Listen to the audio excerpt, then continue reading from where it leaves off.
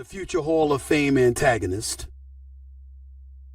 because he's a Hall of Fame pest like Patrick Beverley is. Dillon Brooks was talking a lot of smack to LeBron James during the game, after the game. And I don't know what kind of damn glasses he had on. He sat up there and said he don't give a damn what LeBron James has to say. He's old. He's not what he used to be in Cleveland or Miami, whatever. LeBron James is a basketball savant, one of the top 2 players in the history of basketball, 4-time champion, 4-time league MVP, surefire first ballot, unanimous future Hall of Famer. He's all of these things. And, of course, he's smart enough to know that you don't compromise the success of the team because of individual objectives and agendas. But you got to kick his ass. I'm talking about figuratively on the basketball court. You got to bust his ass. Ladies and gentlemen, this is basketball. There's room for both. You can be team first, make the right plays, play smart basketball, think about the collective whole. You can do that and still find moments in the game to bust somebody's ass. Dillon Brooks said he don't respect nobody that don't drop 40 on them. Only time the 40 points has been dropped on Dillon Brooks while he's been on the court was by Damian Lillard. Let me say this. LeBron James needs to be the second person. You got to bust his ass. You got to win the game and drop 40. You got to sit up there and look at it. You know what you got to do? I'm looking at my man Greg right now. Listen to me, Greg, when I say this to you. Listen to this analogy. Remember Game 6 in the 2016 NBA Finals when the Cavs were down 3-1? Won Game 5 when the NBA gave LeBron James and them that stimulus package because they suspended Draymond Green after LeBron James shoved him for the 4 and his feet kicked up and he got suspended for Game 5, and then Iguodala and Andrew Bogut both got hurt in Game 5 that Draymond missed. So the Cavs won that game, and then in Game 6, you remember when LeBron James blocked Steph Curry's shot and just sat up there and looked behind his shoulder like, get that stuff out of here. Remember that? That's how he got to treat Dillon Brooks tonight. If you could treat Steph Curry like that, you could treat Dillon Brooks. And I like Dillon Brooks. I'm not criticizing him. I like him chirping and talking smack. I like him getting in LeBron's face. I like him agitating folks like Phil Handy, the assistant coach on the Lakers, who should be a head coach in this league and should be one of the top candidates the Toronto Raptors interview for that job, by the way. I like that stuff. But let me tell you something. You got to bust his ass. That's what you got to do. You got to go on it. You got to look at Anthony Davis and go like this. You know what? You step out on the perimeter. Let me get the ball in the post for a few minutes right here. And then after that, step out beyond 3 and let me show you that I got the J2. And after that, grab a rebound and take it coast to coast to the open court and let me show you what I'm going to do here too. You got to pull out your whole arsenal. I don't care if it's for 5 minutes. You got to bust his ass. Ladies and gentlemen, this is what we do in the game of basketball. That's why I was upset with the officials. Stop getting in the way of real basketball banter, basketball chatter, and basketball play. Stop getting in the way. Let them go. You LeBron James, going at age 39, 20 years in this league. You look better, in better shape, and got a better game than anybody on the court against you. And a mid-level player compared to you is chirping like that and getting on your damn nerves. Handle your business. Handle your business. That's just one thing I had to say.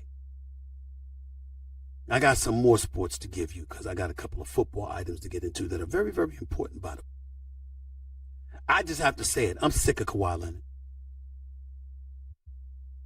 I'm sick of him. Seriously. Why don't you just retire?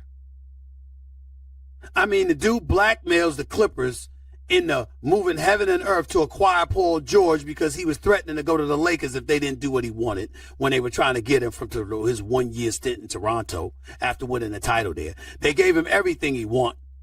All the money, manicures, pedicures, helicopter rides, private planes, and they gave him everything.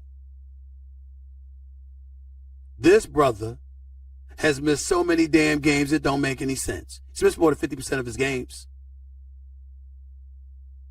I think him and Paul George have played like a grand total of 3 playoff games together. I mean, you just can't make this up. 22% of their games together altogether. Can't make it up. Can't make it up. And his brother drops 38 in game 1, 31 in game 2, going at Kevin Durant and Devin Booker and Phoenix. Series tied 1-1, walked off the court, looked fine, and then Ty Lue gets noticed the day of the game, he ain't available to play. Even Ty Lue said it was frustrating. See, this is what pisses me off. You get to a point where it's like, my God, I'm going to put it in perspective for y'all right now. This is Stephen A. talking. And I'd rather have Kyrie Irving than Kawhi Leonard. When the hell did y'all ever think y'all hear me say something like that? I'd rather have Kyrie Irving than Kawhi Leonard. I mean, stop the presses. I must be smoking crack, right? Well, let me help you out. Kyrie might do something that'll make the wrong headlines. But come playoff time, you got to see him get hurt for him not to be available. The legitimate injury, and I'm not questioning the legitimacy of Kawhi's injury. I'm saying his injuries coupled with low management. Paul George is injured. We saw him. We're wondering whether or not he's going to ever be available for the playoffs. We saw the injury. Kawhi Leonard's walking off the court. He looks just fine. He just dropped 31, and then we get news he going to miss the game. You load managed all year. You missed the entire freaking season in 2021, 2022. You had the whole damn year. You're getting all the money to get all the necessary medical treatment, all the technology in the world available to you. Your owner is one of the richest dudes on the planet. Anything he could do to have you on the court, you know he'll exhaust every means and measure. You play when you want. You practice when you want. You travel when you want. You eat when and what you want. Every damn thing is available to Kawhi Leonard. And what they get in return is sporadic commitment. I'm sorry. I'm sorry. I can't take it from him. I just can't take it. Oh, it drives me crazy. It really does. I'm just sick of it. You damn right I would take Kyrie over Kawhi, because at least I know Kyrie gonna play every playoff game. When the Brooklyn Nets got swept by Boston last year, Kyrie was in all 4 of the games. And this is me talking. Who told you that Kyrie's a professional at coming up with time to miss from work? He's got nothing on Kawhi Leonard. He's got nothing on Kawhi Leonard. Nothing. And for better or worse, with the headlines, with his positions on various issues from the earth is flat to the vaccine or whatever the case may be, Kyrie keeps you talking about the NBA. What does Kawhi do? It's news to see him show up at a press conference, let alone have one.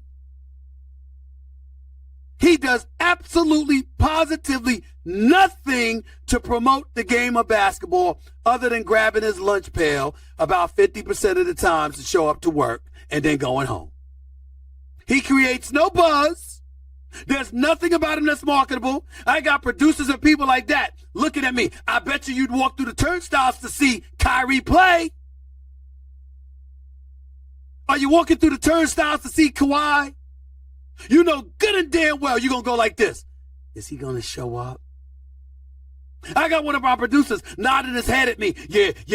I'd walk through the turnstile to see him play. I wouldn't be worried with his lying ass. Just 10 minutes ago, he said, it would be a damn shame if he don't show up to play when I go to this next game. You don't know. He does nothing to promote the NBA. Nothing. Russell Westbrook, hell, he creates headlines walking into the arena because you're wondering what outfit he's going to wear. We don't see Kawhi in a suit. We don't see him with some crazy, wild out fashion outfit. We don't hear any quotes that are scintillating or substantive. We don't hear anything. He gives you nothing but his brilliance as a basketball player, and that, he says, you can have 50% of the time. You damn right I would take Kyrie Irving if I'm an owner. I'm not talking about as a basketball player because Kawhi is one of the greatest. I'm talking about if I own a team and I need to attract an audience. I'm taking Kyrie Irving over Kawhi Leonard any day of the week. Any day.